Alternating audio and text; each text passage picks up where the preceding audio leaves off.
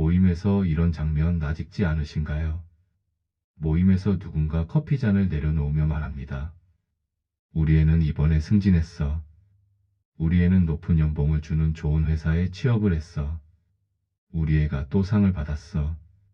학원도 안 보내는데 스스로 하더라. 이렇게 말합니다. 그러면 당신은 웃으며 와 대단하다라고 답하지만 마음속에선 조용히 우리 애는 아직인데라는 말을 삼킵니다. 그때부터 대화는 끝이 납니다. 입술은 웃고 있지만 마음은 이미 비교의 방에 들어가 있으니까요. 왜 남의 말 한 줄이 내 하루를 통째로 흔들어 놓을까요? 왜 그들은 웃으며 말했는데 나는 왜 집으로 돌아오는 길에 숨이 막힐까요? 자녀 이야기는 돈 이야기보다 더 아프고 건강 이야기보다 더 오래 남습니다. 왜냐하면 자녀는 당신의 성적표가 아니라 당신의 심장이기 때문입니다. 심장은 논리로 설득되지 않습니다. 심장은 비교를 들으면 먼저 움츠러듭니다. 나는 괜찮아라고 말하면서도 조용히 멍이 듭니다. 세상에는 남의 심장을 모르고 밟는 말이 있습니다. 그들은 그냥 얘기한 것이라고 하지만 당신은 그 말 한 줄로 하루가 무너집니다. 오늘 이 글을 끝까지 읽고 나면 당신은 두 가지를 얻게 될 것입니다. 자녀로 사람을 누르는 말을 즉시 알아보는 눈과 그 말 앞에서 당신을 지켜주는 짧고 단단한 한 문장입니다. 이 두 가지만 있으면 당신은 더 이상 모임에서 마음이 무너지지 않습니다. 자녀 이야기만 나오면 괜히 어깨가 굳는 날이 있습니다. 누군가 우리 애는 으로 말을 시작하는 순간 당신의 마음이 먼저 계산을 합니다. 나는 뭐라고 하지? 우리 집은 왜 이러지? 내가 뭘 잘못했나? 여기서 중요한 건 그 계산이 당신의 잘못이 아니라는 사실입니다. 사람은 누구나 소중한 것을 건드리면 아픕니다. 눈에 티가 안 나도 마음에는 멍이 듭니다. 아픈 건 사랑했다는 증거입니다. 당신이 자녀를 진심으로 사랑하니까 그 말이 더 아픈 겁니다.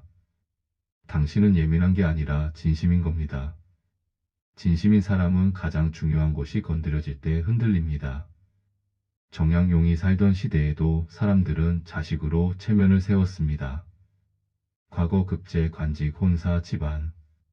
자식은 곧 집안의 깃발이었지요.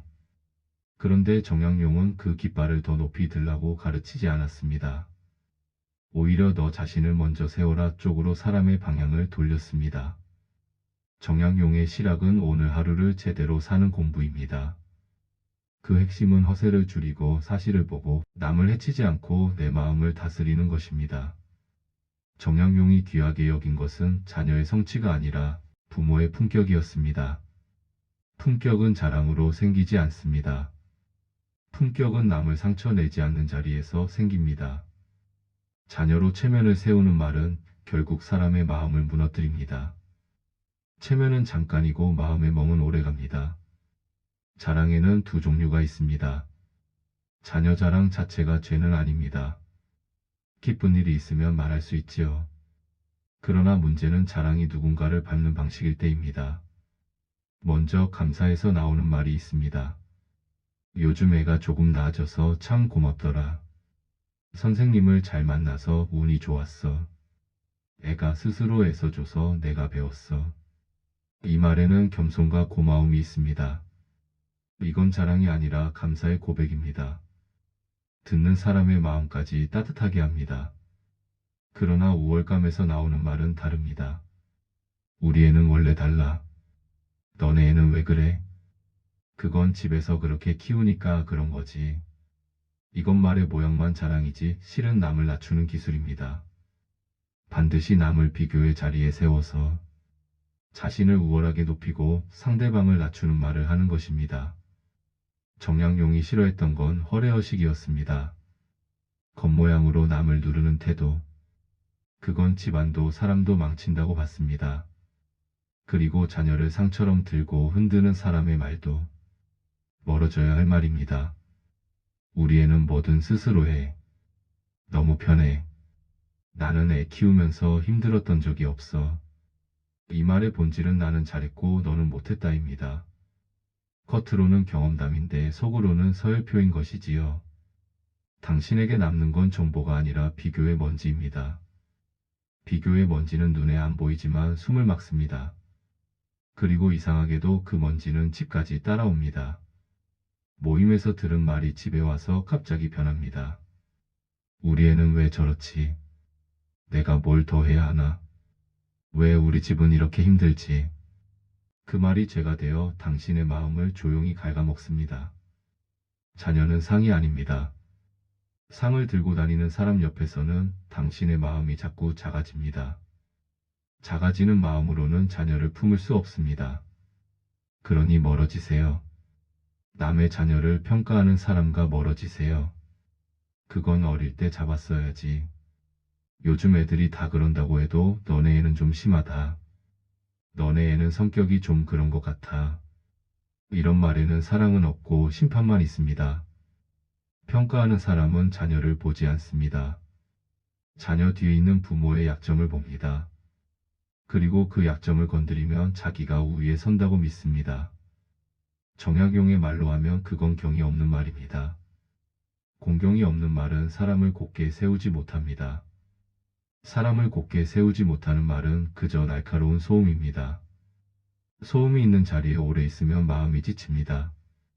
지친 마음은 결국 가장 가까운 사람에게 날이 서게 됩니다.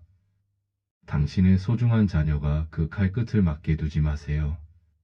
그러니 멀어지세요. 자녀를 도구로 써서 사람을 누르는 사람과 멀어지세요. 자식 잘 되면 부모 인생이 달라져. 너도 애 잘 키워야 노후가 편해. 자식이 별로면 부모도 별로지. 이런 말들은 너무 잔인합니다. 자녀를 사람으로 보지 않고 부모의 노후보험으로 보기 때문입니다. 그 순간부터 사랑은 거래가 됩니다. 내가 이만큼 했으니 너도 이만큼 해. 내가 너를 키웠으니 너도 나를 책임져야지. 거래가 시작되면 관계는 따뜻해 보이지만 속은 딱딱해집니다. 정약용은 나라를 경영하는 글을 쓰면서도 결국 사람을 놓치지 않았습니다. 사람을 물건으로 보면 가정도 사회도 망가집니다. 자녀를 도구로 보는 사람은 당신도 도구로 봅니다. 그들과 가까이 있으면 당신은 자꾸 쓸모로 평가받게 됩니다. 사람은 쓸모로 사는 존재가 아닙니다. 사람은 마음으로 사는 존재입니다. 마음을 값으로 매기는 사람과는 멀어지세요. 그리고 은근히 죄책감을 심는 사람과도 멀어지세요. 엄마가 그렇게 해서 애가 그런 거야. 아빠가 좀 더 단단했어야지. 부모가 흔들리니까 애도 흔들리지. 물론 부모의 영향이 없다는 말이 아닙니다. 하지만 이 말들의 목적은 도움이 아니라 몰아세움입니다. 몰아세움은 사람을 바꾸지 못합니다. 사람을 숨게 만듭니다. 숨는 사람은 도움을 구하지 못하고 결국 더 고립됩니다. 당신이 이미 힘든데 거기에 죄책감을 더 얻는 사람은 친절한 얼굴을 한 채 당신의 등을 누르는 사람입니다. 기억하세요. 당신의 삶은 벌이 아닙니다. 당신의 자녀는 벌로 온 존재가 아닙니다. 당신도 자녀도 서로 배우는 길 위에 있는 사람들입니다. 그러니 당신을 죄인으로 만드는 말과는 멀어지세요. 우리 애 눈으로 시작해서 너네 애 눈으로 끝내는 사람과 멀어지세요.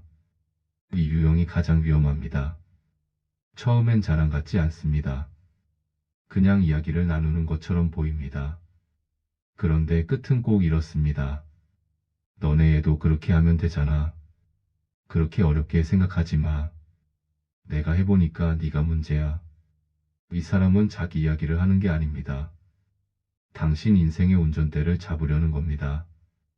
정약용식으로 말하면 이건 분수를 모르는 태도입니다. 남의 집 사정을 모르면서 남의 삶에 들어와 지시하는 것입니다. 가장 무례한 침입은 문을 부수고 들어오는 게 아니라 웃으면서 들어오는 것입니다. 그러니 웃음으로 침입하는 말과도 멀어지세요. 그런데요, 왜 우리는 그 말에 더 아플까요? 이 질문이 아주 중요합니다. 상대가 이상한데도 왜 내 마음은 계속 흔들릴까요? 답은 간단합니다. 내가 정말 잘하고 싶기 때문입니다. 자녀가 잘 되길 바라고, 자녀가 편안하길 바라고, 자녀와 멀어지고 싶지 않으니까요. 그러니 누군가 우리 애는 이라고 말할 때 당신은 비교를 하는 게 아니라 사실은 이렇게 말하고 있는 겁니다. 나도 잘하고 싶어. 나도 좋은 부모이고 싶어. 내 아이가 아프지 않았으면 좋겠어. 이 마음은 부끄러운 게 아닙니다. 이 마음은 부모의 진심입니다. 그러니 오늘은 당신에게 이렇게 말해주고 싶습니다. 당신은 이미 충분히 애쓰고 있습니다. 애쓰는 사람만이 아픕니다. 무관심한 사람은 안 아픕니다. 멀어지는 건 싸우는 것이 아닙니다. 여기서 많은 사람이 오해합니다. 멀어지라니. 그런 관계를 끊으라는 거야? 꼭 그럴 필요는 없습니다. 멀어지는 건 칼을 꺼내는 게 아니라 거리를 확보하는 것입니다. 불이 났을 때 불과 거리를 두는 건 겁이 아니라 지혜입니다. 그리고 이 지혜는 자녀를 위해 더 필요합니다. 왜냐하면 부모가 상처를 받으면 집안 공기가 달라지기 때문입니다. 상처받은 마음은 말을 조금 더 날카롭게 만들고 표정을 조금 더 굳게 만들고 한숨을 조금 더 길게 만들고 결국 자녀에게 이런 메시지를 흘립니다. 너 때문에 내가 힘들다. 당신은 그런 말을 하고 싶지 않지요. 그러니 당신이 해야 할 건 상대의 인격을 심판하는 일이 아니라 내 마음의 안전거리를 만드는 일입니다. 현실에서 바로 쓸 수 있는 거리 두는 문장이 있습니다. 당신이 착해서 당신이 참는 게 익숙해서 그 자리에서 말이 잘 안 나올 때가 있지요. 그럴 때를 위해 짧고 단단한 문장을 드리겠습니다. 이 문장들은 상대를 이기기 위한 말이 아니라 당신의 마음을 지키는 말입니다. 지금부터 알려드리겠습니다. 그 얘기는 여기까지만 들을게요.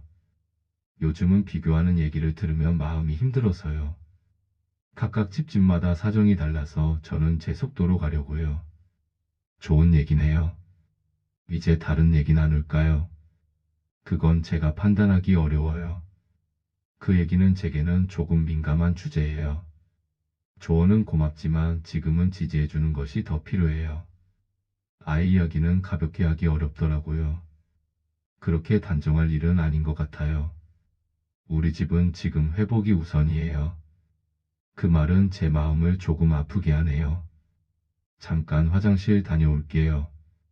이렇게 말하며 거리를 두세요. 그럼에도 상대가 계속 밀어붙인다면 이때 도움이 되는 문장들도 알려드리겠습니다. 저는 비교를 끊기로 했어요. 제 마음을 지키려고요. 그 얘기는 제게 도움이 되지 않아요.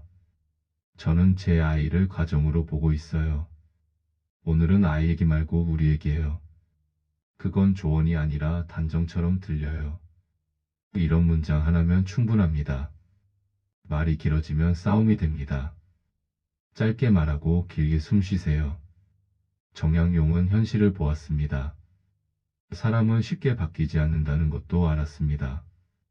그러니 당신에게도 이렇게 권하고 싶습니다. 설득하려고 애쓰지 마세요. 이해시키려고 지치지 마세요. 왜 저럴까 분석하다가 밤을 잊지 마세요.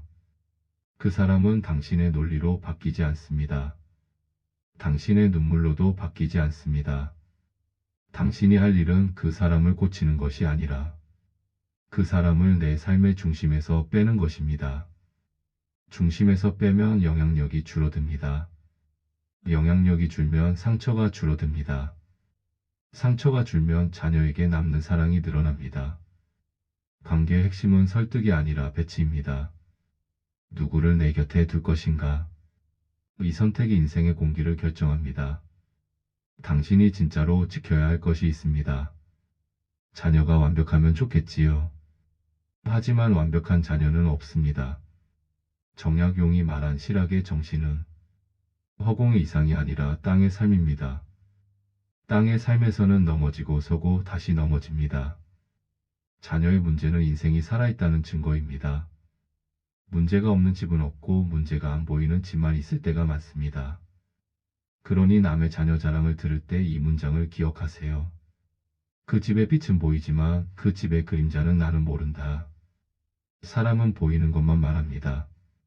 보이지 않는 건 숨깁니다. 당신은 그 숨겨진 부분을 모르면서 스스로를 벌주면 안 됩니다. 비교는 사실이 아니라 편집입니다.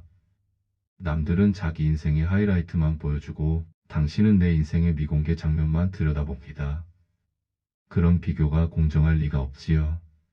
내 자녀는 그렇지 못한데 라는 마음이 올라올 때가 있습니다. 그 순간 당신은 자녀를 미워하는 게 아니라 사실은 나를 미워하고 있습니다. 내가 부족해서, 내가 잘 못 키워서, 내가 뭘 놓쳐서. 그때 정양용식으로 한 번만 바꿔보세요. 자책을 실천으로 바꾸는 겁니다. 자책은 길이 아닙니다. 자책은 제자리에서 도는 겁니다. 실천은 아주 작게 시작하면 됩니다. 오늘 자녀에게 한 번 더 수고했다고 말해주세요. 잔소리를 하고 싶을 때 물 한 잔을 마셔보세요. 해결 대신 공감의 한 문장을 전해주세요. 비교가 올라오면 자녀의 장점을 떠올려주세요. 속상할 때면 내 마음을 먼저 달래고 말해보세요. 당신이 바뀌면 자녀가 곧장 바뀌진 않아도 자녀와의 사이의 공기가 먼저 바뀝니다. 공기가 바뀌면 대화가 달라집니다. 대화가 달라지면 관계가 달라집니다. 상처받지 않으려면 내가 강해져야 할까요? 아니요. 강해질 필요 없습니다. 당신이 필요한 건 강함이 아니라 경계입니다. 강한 사람도 상처를 받습니다. 약한 사람만 상처받는 게 아닙니다. 다만 경계가 있는 사람은 상처가 깊어지기 전에 멈출 줄 압니다. 경계는 차가움이 아니고 경계는 사랑입니다. 내 마음을 지키는 사랑, 내 자녀를 지키는 사랑, 내 가정을 지키는 사랑. 그러니 오늘부터 당신은 이렇게 말할 수 있어야 합니다. 지금 말하는 그 얘기는 내가 마음이 좋지가 않네요. 예의는 남을 편하게 하는 기술이 아니라 서로를 해치지 않게 하는 기술입니다. 좋은 사람은 기분을 지켜주고 좋은 경계는 삶을 지켜줍니다. 자녀 자랑을 듣고 집에 와서 더 힘든 밤이 있지요. 밖에서는 웃고 넘겼는데 집에 오면 더 아프고 마음이 무너집니다. 그리고 가장 위험한 순간이 옵니다. 자녀를 보자마자 말이 날카로워지는 순간이죠. 너는 왜 그러니? 너도 좀 다른 집 아이들처럼 그랬으면 좋겠다. 제발 좀 적당히 해. 여기서 당신이 멈추면 당신은 이미 이겼습니다. 멈추는 방법은 단 하나입니다. 그 사람의 말을 자녀에게 옮기지 마세요. 남이 던진 돌을 왜 우리 집 마당에 가져와서 자녀에게 던지나요? 그 돌은 당신 손에서 멈춰야 합니다. 당신이 멈추면 자녀는 덜 다칩니다. 그리고 이때 이런 한 문장을 준비해 두세요. 오늘 엄마 아빠는 좀 지쳤어. 그런데 우리는 그래도 늘 너의 편이야. 이 문장은 훈육이 아니라 관계를 지키는 문장입니다. 멀어지라는 말은 세상을 끊어내라는 말이 아닙니다. 당신에게 필요한 관계가 있습니다. 당신을 편안하게 하는 사람, 당신의 현실을 존중하는 사람, 잘하고 있어요라고 말해주는 사람, 조언보다 지지를 먼저 주는 사람. 자녀 이야기를 상처로도 들을 줄 아는 사람과의 관계는 지속적으로 필요합니다. 그런 사람 곁에서 당신은 회복합니다. 회복한 사람이 자녀를 살립니다. 그러니 멀어지는 것은 버림이 아니라 선택입니다. 내가 나를 살리는 선택. 내가 내 가정을 살리는 선택을 하세요. 나를 지키지 못하면 누구도 따뜻하게 지킬 수 없습니다. 이제 당신은 알게 됐습니다. 자녀의 이야기로 당신을 찾게 만드는 말이 정보를 주는 것이 아니라 서열이 구분하는 말이라는 것 말입니다. 그리고 더 중요한 걸 알게 됐습니다. 그 말이 당신을 아프게 이한 이유는 당신이 부족해서가 아니라 당신이 진심으로 자녀를 사랑하는 사람이기 때문이라는 것을요. 그러니 오늘부터 방향을 하나만 바꾸면 됩니다. 상대를 바꾸려 하지 말고 내 마음이 들어갈 자리를 바꾸세요. 사람은 말로 상처를 받지만 또 말로 회복을 합니다. 그래서 말과 거리를 두는 건 사람과 거리를 두는 게 아니라 상처와 거리를 두는 일입니다. 기억하세요. 멀어지는 건 싸움이 아닙니다. 정리입니다. 정리는 차가움이 아닙니다. 사랑입니다. 다음에 또 누군가가 우리 애는 이라는 말로 시작해서 당신 마음을 비교의 방으로 끌고 들어가려 할 때 당신은 이렇게만 하면 됩니다. 숨을 한번 길게 쉬고 속으로 한 문장. 저 말은 저 사람의 습관이고 내 삶의 진실은 아니다. 그리고 입 밖으로는 짧고 단단하게. 저는 비교하는 얘기를 들으면 마음이 힘들어서요. 다른 얘기할까요? 여기까지 하면 충분합니다. 그 뒤는 당신이 잘못한 게 아닙니다. 그 사람이 멈추지 못하는 겁니다. 가장 중요한 약속은 상처를 집까지 데려오지 않는 것입니다. 오늘 모임에서 받은 말이 집에 와서 당신의 목소리를 바꾸게 두지 마세요. 남이 던진 돌을 왜 우리 집 마당에 가져오나요? 그 돌은 당신 손에서 멈춰야 합니다. 자녀에게 필요한 건 완벽한 부모가 아니라 다시 돌아오는 부모입니다. 오늘 조금 흔들렸더라도 내일 다시 중심으로 돌아오면 됩니다. 부모의 품격은 넘어지지 않는 데 있지 않습니다. 넘어지고도 다시 부드러워지는 데 있습니다. 당신에게 남겨드리는 마지막 한 줄은요. 자녀는 남에게 보여주기 위한 꽃이 아닙니다. 자녀는 자기 계절에 피는 꽃입니다. 꽃을 재촉하면 꺾이고 꽃을 비교하면 시듭니다. 꽃을 기다려주면 어느 날 스스로 향을 냅니다. 그러니 오늘부터는 자녀로 사람을 누르는 말과는 조용히 그러나 분명하게 한 걸음 멀어지세요. 그 한 걸음이 당신의 마음을 살리고 당신의 말투를 살리고 당신의 집안 공기를 살립니다. 그리고 그 공기 속에서 당신의 자녀는 누구의 속도도 아닌 자기 속도로 자라날 것입니다. 마지막으로 당신에게 드리고 싶은 문장들이 있습니다. 이제 마무리로 당신 마음에 꽂힐 문장들을 짧게 남기겠습니다. 자녀는 내 체면이 아니라 내 사랑의 대상입니다. 비교는 사실이 아니라 상처의 시작입니다. 남의 말은 남의 입에서 끝내야 합니다.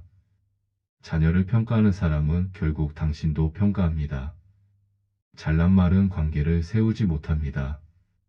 겸손한 말만이 사람을 살립니다. 당신의 집은 남의 무대가 아닙니다. 당신의 삶은 점수가 아니라 과정입니다. 상처를 줄이는 것이 곧 사랑을 늘리는 길입니다. 가까운 사람에게 친절하려면 먼 사람에게서 먼저 벗어나야 합니다. 당신이 지켜야 할 건 자녀의 성취가 아니라 자녀와의 신뢰입니다. 그리고 이 한 문장을 기억하세요. 당신의 자녀는 남의 말로 재단될 존재가 아닙니다. 당신은 이미 충분히 애쓰고 있습니다. 그리고 애쓰는 마음은 언젠가 반드시 관계의 따뜻함으로 돌아옵니다.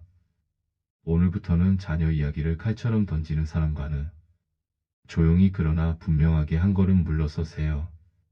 그 한 걸음이 당신을 살리고 당신의 자녀를 살리고 당신의 남은 시간을 더 평온하게 만들 것입니다.